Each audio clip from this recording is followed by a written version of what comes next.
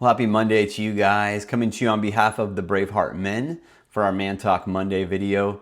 This week, I want to dive into the topic of boundaries because I think to myself, what are some of the most important life tools or skills that I can give away that I've stepped into that have really changed my life?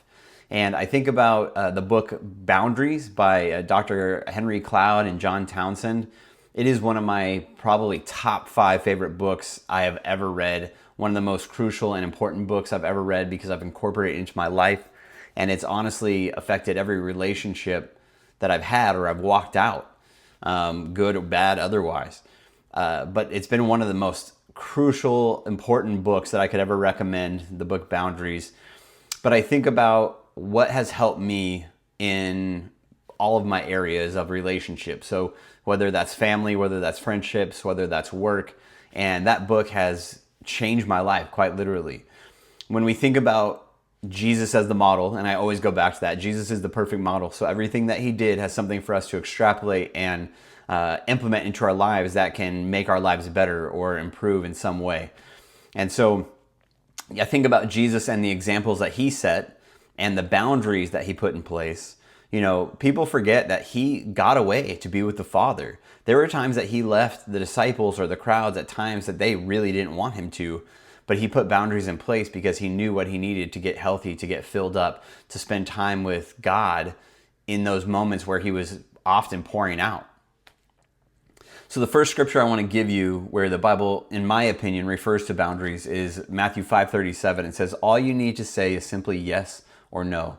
And it's talking about how we set and what we give our word to in even setting boundaries and how we apply boundaries to that. Are we following through in what we give our word to? Or oftentimes if we're people pleasers, we'll say yes to something even though in our hearts or in our time we don't want to, or we actually don't have the bandwidth for it. So it pushes on our boundaries in how we hold them or how we will yield or give them away just to people please or to say yes or to suffice or meet someone else's need when it's actually not beneficial for us, or it's putting us out in a way that isn't going to be helpful for that person or ourselves. So the best way that boundaries describes this is it says this: we are responsible to others and for ourselves. And I'll explain exactly what that means. But Galatians 6:2 says, carry each other's burdens, and in this way you will fulfill the law of Christ. Denying ourselves to do for others what they cannot do for themselves is showing sacrificial love. That is what Christ did. He showed sacrificial love. That's what Christ did for us. That is being responsible to someone. So where this has been, I think, perverted or twisted in the church is that we're called to sacrifice and lay our lives down. And we should just serve at even the detriment of ourselves. And the problem is that doesn't actually value ourselves in the process, because what it does is we pour out, and then we actually don't find time to fill up. We don't find time to go be with the Father. We don't find time to fill our tanks up, so to speak. And in the process, we burn out. So denying ourselves to do what they can't do for themselves, that is an area of sacrificial love that as Christians or as people seeking to serve and have a heart of servitude should do, but not at the cost of finding burnout or finding emptiness in ourselves in a way that we are no longer able to take care of ourselves. So even though on one hand it says we are responsible to others, the other piece of being responsible for ourselves, even though Galatians 6:2 says to carry each other's burdens, 6:5 goes on to say, for each one should carry their own load. Which means that I am responsible for getting my own needs met. I am responsible for making sure I don't burn out. I am responsible for making sure, like Jesus did, to get away from the disciples and go be with the Father. I'm doing things that are restoring my heart and my spirit and making sure that I have enough to continue moving forward and not just surviving, but thriving and able to keep moving forward with a great heart, with a great spirit, that I'm able to meet the needs of others out of the abundance of making sure that I'm okay first and foremost. Because I think one of the biggest issues as men that we face is there are so many demands on us. There are so many demands on our time, on our presence, on our emotions, on our mental capacity. You know, I've read the statistics of depression and stress and anxiety just skyrocketing. And I think that's something that a lot of us either are dealing with currently or do deal with on a regular basis. And so part of when I think about boundaries and how it can change our lives is that if proper healthy boundaries are put in place in each area of our life, we will then actually show up at a 10 or at, thriving in each area that we're expected to. What that looked like for me personally to step into was, as a pastor stepping into ministry at a really young age at 18, and especially going into my 20s, I read the statistics about pastors, and it's some crazy statistic like, 90% of all pastors leave ministry within the first 5 to 7 years. They burn out and they quit. So for me, my mindset was, okay, I'm going to put some really strong, healthy boundaries in place so that I'm setting myself up for the long haul, so that I'm making sure I don't get burned out and I don't hit that wall and I just become another statistic, right? So I put the right boundaries in place with the right intention of setting myself up for success. But the mindset or heart posture behind it that it resulted in was, well, if I put a boundary in place and it affects you and that hurts you or offends you or pisses you off, that sucks. That's your problem. But I'll get into why that was the wrong heart posture. The boundary was right, but I had the wrong mindset or the wrong heart posture in the process of it. My wife and I, we work with couples. So oftentimes or sometimes we'll have couples come to us with their on fire problems in an emergency and expect us to drop everything to meet those problems. In a sense that they expect us to drop everything with, our time for each other, our time with community, our time with our family to solve their problem. And my response to them is, look, that problem didn't get solved overnight. That problem didn't get created overnight. It's not going to be solved overnight. So when I am available and I'm free to give of myself in a healthy space, I am more than willing and happy to give you that time. I'm just not going to drop everything in a codependency to focus on your problem. So I had established in health the right boundaries to set myself up for success. But the problem is I didn't have the right mindset or heart posture in relationship to those individuals I was setting boundaries with.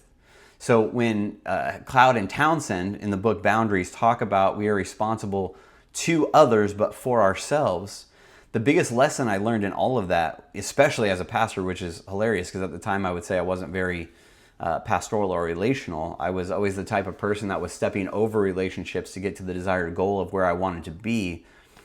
The biggest mindset and heart shift for me was recognizing, okay, those boundaries were right boundaries, but the piece of responsibility I didn't recognize I needed to take hold of was I am not responsible for how someone experiences or feels about those boundaries.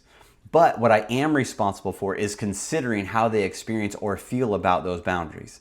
So in other words, the boundary, I wasn't going to change the boundary based off of how someone experienced it. But the piece that changed everything for me was recognizing I'm going to consider how you experience it, or I'm going to consider how it makes you feel, because there's a huge difference in just setting the boundary and not caring how the other person sees or experiences it. I can come from a place of recognizing the boundary's right, but be completely disconnected from love or a place that actually cares or considers how the other person feels about it. What I can do is establish the boundary and still consider in love how someone experiences or feels about it. So here's a practical example of one of the biggest abuses or misconstruing of boundaries that I've experienced or come across that people have tried to establish. So when someone says, oh, I'm going to put a boundary with you, and they cut off communication completely, that's actually not a boundary. That's actually rejection and judgment towards someone. The difference between that and what a boundary actually is a boundary will put something in place that's necessary, but a boundary will actually keep hope of reconciliation alive. So when someone says, oh, I'm going to cut you off, I'm going to put a boundary there and just cut you off from all communication completely, that's not a boundary. That's total rejection. A boundary will say, hey, I'm going to put a boundary in place with the hope of reconciliation. So the second you're willing to have a respectful, honoring conversation with me, the moment you're actually able to consider and understand and hear my heart, my experience, my hurts, where I'm coming from, and what I feel, we can continue this conversation. But until then, I need to set a boundary to be safe, but not with the intention to completely cut someone off for the rest of your life, with the intention that the relationship can then step into the necessary healthy ingredients that are required to move forward so that both of you feel safe and considered and loved in what's necessary to move forward in that relationship. So outside of our family or friendship relationships, which are solely relational, what does work look like as far as holding boundaries in the midst of that? Because there are obviously direct relationships holding a piece of our livelihood. And I think some of the easiest ways for us to get burned out are those areas of work, because it holds a paycheck to us. It holds a level of livelihood that's tied to us, right? But for me, a personal example is I remember going to the employer and saying, hey, I hope you guys will understand where I'm coming from. I have this really short time period with my boys, and I really need to be present with them. As a father, I don't get them as nearly as often as I would like. And in this situation, I need to be present for them. The employer pushed back and said, no, this is part of what we expect of you. We told you you might have to work some weekends. And I said, look, I understand. And there are weekends I have sacrificed that. I have given up time with family to be present, to be a worker for you. But because of this situation that I find myself in and having such a short time period with my boys, it is absolutely crucial that I am present with them and I get this time with them. And, you know, we fought back and forth, but I decided, hey, there's no amount of time of being present with my kids that's worth a paycheck. And so for me, it was a line in the sand that I had to draw and say, no, I am not willing to trade a paycheck for my time with my kids that is, especially in this time span, is so crucial for me to spend time with them.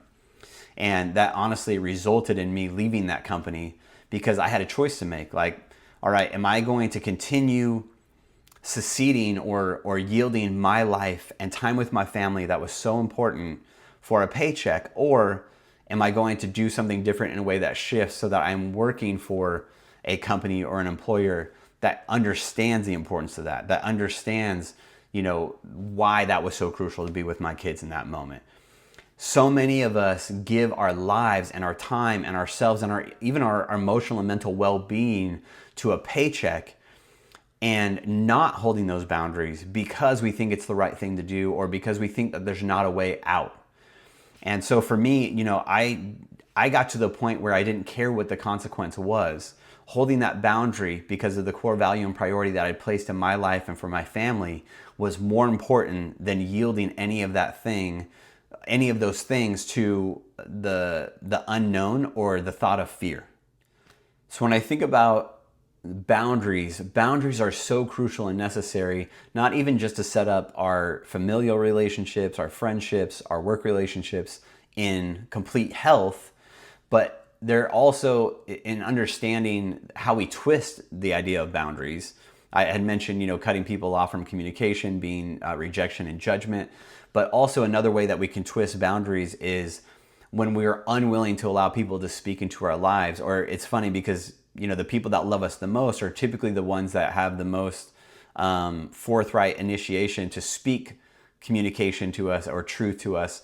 And oftentimes a twisted boundary can look like I'm going to wall myself up. I'm going to make myself unwilling to hear that the necessary truth or love that you're going to speak into my life because it's too hard to look at or it's too hard to deal with. And a twisted, healthy boundary would be cutting off those that love us the most, that choose to speak truth into our lives in a way that we call it a boundary, but we're putting up a wall and not allowing them to speak into our lives. That's another twisted boundary. So my question to you would be, by taking inventory of your job, your family, your friendships, those in relationship to you, where are the areas that you need to set healthy boundaries or establish healthy boundaries? And remember, by not cutting off communication, by not falling victim to creating boundaries that are actually the rejection or the judgment that I was speaking to earlier, where are those areas that you can recognize you need to establish those boundaries? Where are the areas that you can establish those boundaries in order to keep the hope of reconciliation alive? Because remember, we can't control somebody else. We can't control other people. But what we can do is create boundaries in a way that sets the standard of how we'll be treated, how we'll be spoken to, how we'll engage in those relationships.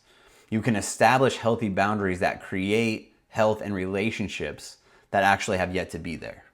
So thanks for watching. Send it to a brother who needs to hear it. Like the video, subscribe below for all the videos that we have coming out, and also sign up for our newsletter below so that you can find out about all the things that we're doing, the events that we have and we're hosting. We'd love for you guys to find out more information about that.